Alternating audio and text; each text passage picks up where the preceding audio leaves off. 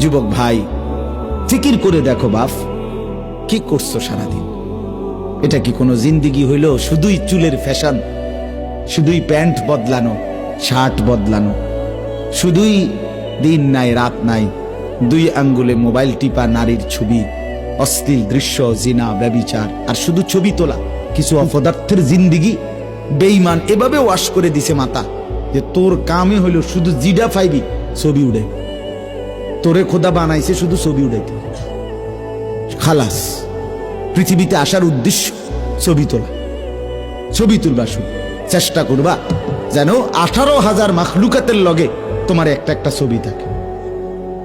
আস্তাগফিরুল্লাহ। বলেন এটা কি কোনো জীবন হইল? বলো না ভাইয়া, তোমরা বলো। একটাবার ইনসাফের সাথে ভাবো, ইনসাফের সাথে ভাবো। তুমি তোমার হায়াত নিয়ে ভাবো, তুমি তোমার জিন্দিগি নিয়ে ভাবো। খুদার কসম বাপ, এই হায়াত মনে পড়ে।